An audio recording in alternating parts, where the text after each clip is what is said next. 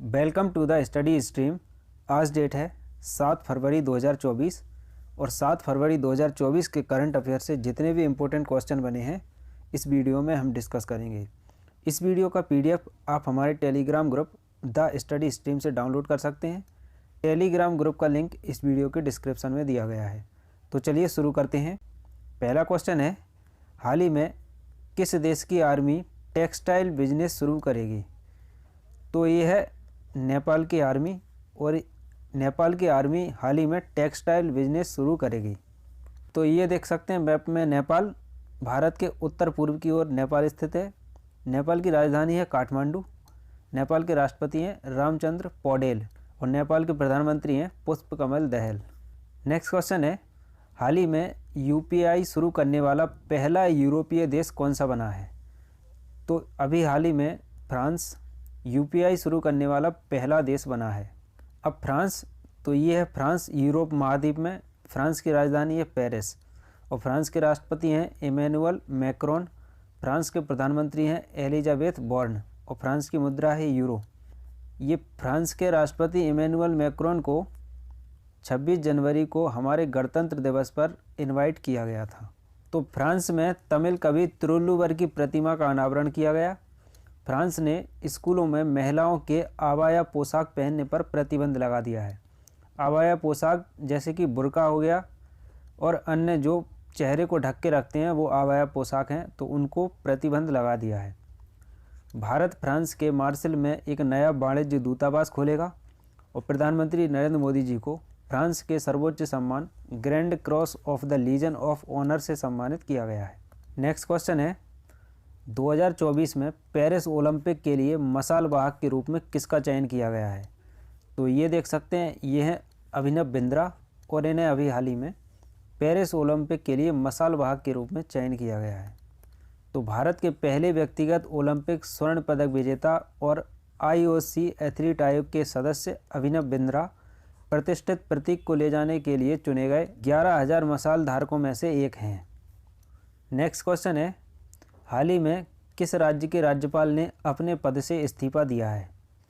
तो ये हैं पंजाब के राज्यपाल बनवारी लाल पुरोहित और इन्होंने अभी हाल ही में अपने पद से इस्तीफा दे दिया है। तो पंजाब के राज्यपाल बनवारी लाल पुरोहित ने शनिवार को अपने पद से इस्तीफा दे दिया है। उन्होंने राष्ट्रपति को अपना इस्तीफा भेज दिया है। इस्तीफे में उन्होंने लिखा कि वह निजी कारणों से यह निर्णय ले रहे हैं। बनवारी लाल पुरोहित ने राष्ट्रपति द्रौपदी मुर्मू के नाम चिट्ठी में लिखा है कि व्यक्तिगत कारणों और अन्य प्रतिबद्धता के कारण मैं पंजाब के गवर्नर और केंद्र शासित प्रदेश चंडीगढ़ के प्रशासक के तौर पर अपना इस्तीफा देता हूं, कृपया इसे स्वीकार करें। अब पंजाब, तो ये देख सकते हैं मैप में पंजाब की राजधानी है चंडीगढ़ और पंजाब के मुख्यमंत्री हैं भगवंत मान। पंजाब के राज्यपाल हैं श्री बनवारी लाल पुरोहित, जिन्होंने अभी हाल ही में इस्तीफा दे दिया है। पंजाब में कोई राष्ट्रीय उद्यान नहीं है। सभी दुर्घटना हॉटस्पॉट को मैप करने वाला पहला राज्य पंजाब बना। पंजाब के मुख्यमंत्री ने डोर स्टेप सेवाओं के लिए योजना शुरू की है। पंजाब के मुख्यमंत्री को सर्टिफिकेट ऑफ एक्सीलेंस से सम्मानित किया गया। पंजाब सरकार ने राज्य को नशा मुक्त बनाने के लिए मिशन होप इनिशिएटिव शुरू किया है। पंजाब के नवापिंड सरदारा गांव को सर्वश्रेष्ठ पर्यटन गांव का पुरस्कार मिला है। नेक्स्ट क्वेश्चन है, हाल ही में किस राजनेता को भारत रत्न से सम्मानित किया जाएगा? तो ये हैं लाल कृष्ण आडवाणी जी और इन्हें अभी हाल ही में भारत रत्न पुरस्कार से सम्मानित किया जाएगा। तो लाल कृष्ण आडवाणी 50वें शख्स हैं जिन्हें भारत रत्न दिया जाएगा। आडवाणी से पहले 23 जनवरी को बिहार के पूर्व मुख्यमंत्री कर्पूरी ठाकुर को भारत रत्न मरणोपरांत देने का ऐलान किया जा चुका है। पूर्व प्रधानमंत्री अटल बिहारी वाजपेयी भारत रत्न पाने वाले बीजेपी के पहले नेता हैं। केंद्र सरकार एक साल में 3 लोगों को भारत रत्न से सम्मानित कर सकती है।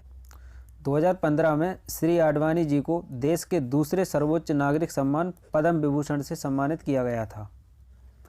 आइए समझते हैं ये राष्ट्रीय पुरस्कारों के बारे में। सबसे पहले देखेंगे भारत रत्न।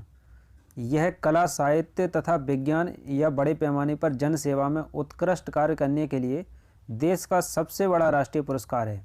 इसकी स्थापना 1954 ईस्वी में हुई थी और यह 26 जनवरी को भारत के राष्ट्रपति द्वारा दी जाती है। इसके मेडल में पीतल के पत्ते के आकार पर सूर्य का चित्र अंकित रहता है। एक वर्ष में अधिकतम 3 व्यक्तियों को ही भारत रत्न दिया जा सकता है।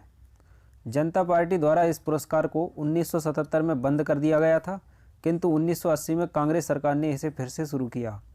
1980 में दोबारा शुरू होने पर इसे सर्वप्रथम मदर टेरेसा ने प्राप्त किया था।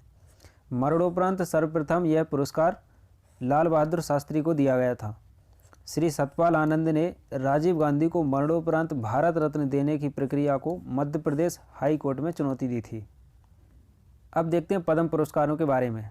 तो पद्म पुरस्कार भारत रत्न के बाद दूसरा सबसे बड़ा सम्मान है। इसे भी भारत रत्न के साथ 1977 में बंद कर दिया गया था तथा 1980 में फिर से शुरू किया गया। पद्म पुरस्कार 3 प्रकार के होते हैं। इनमें सबसे पहला होता है पद्म विभूषण, फिर होता है पद्म भूषण और फिर होता है पद्म श्री। आइए समझते हैं पद्म विभूषण। तो सरकारी कर्मचारियों द्वारा की गई सेवाओं सहित किसी भी क्षेत्र में विशेष तथा उल्लेखनीय कार्य के लिए दिया जाने वाला दूसरा सबसे बड़ा राष्ट्रीय पुरस्कार है ये पद्म विभूषण। भारत रत्न के बाद ये दूसरा सबसे बड़ा पुरस्कार है। और पद्म भूषण किसी भी क्षेत्र में विशिष्ट कार्य के लिए दिया जाने वाला तीसरा सबसे बड़ा राष्ट्रीय पुरस्कार है। और पद्म श्री किसी भी क्षेत्र में विशिष्ट कार्य के लिए दिया जाने वाला चौथा सबसे बड़ा राष्ट्रीय पुरस्कार है पद्म श्री। तो अगर वरीयता पूछी जाए आपसे पीसीएस एग्जाम में कि सबसे बड़ा कौन सा पुरस्कार होता है, उसके बाद कौन सा, उसके बाद कौन सा, तो आप इन चारों को क्रम से लगा सकते हैं। नेक्स्ट क्वेश्चन है, हाल ही में किस राज्य सरकार ने डिजिटल डिटॉक्स पहल शुरू की है? तो अभी हाल ही में कर्नाटक राज्य ने डिजिटल डिटॉक्स पहल शुरू की है। एक जिम्मेदार गेमिंग वातावरण के लिए कर्नाटक सरकार की डिजिटल डिटॉक्स पहल ने एक स्वस्थ डिजिटल पारिस्थितिकी तंत्र को बढ़ावा देने की दिशा में एक अग्रणी कदम उठाया है। कर्नाटक की डिजिटल डिटॉक्स पहल का मुख्य उद्देश्य डिजिटल और गेमिंग क्षेत्रों में संयम और जिम्मेदार व्यवहार को बढ़ावा देना है। अब कर्नाटक, तो ये देख सकते हैं मैप में कर्नाटक की राजधानी है बेंगलुरु। कर्नाटक के मुख्यमंत्री हैं श्री बसवराज बोम्मई और कर्नाटक के राज्यपाल हैं थावरचंद गहलोत। कर्नाटक में बनेरघट्टा राष्ट्रीय उद्यान है, बांदीपुर राष्ट्रीय उद्यान, कुद्रेमुख राष्ट्रीय उद्यान, अंसी राष्ट्रीय उद्यान और नागरहोल राष्ट्रीय उद्यान। कर्नाटक की जनजातियां हैं बेदार, टोडा, हक्की, पिक्की, जेनुकुरवा, कुडुकुरवा, कोंडा, कपुस और सोलागा। कर्नाटक के लोक नृत्य हैं यक्षगान, कुनीता, कारगा, लाम्बी और बीरगासे। भारत ने स्वदेशी high speed flying wing UAV का सफल परीक्षण कर्नाटक में किया है। रक्षा रमैया को कर्नाटक की टेबल टेनिस एसोसिएशन का अध्यक्ष चुना गया और नंबा कंबाला प्रतियोगिता का आयोजन बेंगलुरु में किया गया। महिला नेतृत्व वाले स्टार्टअप की संख्या में बेंगलुरु शीर्ष पर है और नीव लिटरेचर फेस्टिवल 2023 का आयोजन बेंगलुरु में किया गया है। नेक्स्ट क्वेश्चन है, हाल ही में आरबीआई की घोषणा के अनुसार कितने प्रतिशत 2000 के नोट सफलतापूर्वक प्रचलन से वापस आ गए हैं? तो अभी आरबीआई ने डेटा रिलीज किया जिसके अनुसार 97.50% 2000 के नोट सफलतापूर्वक प्रचलन से वापस ले लिए गए हैं।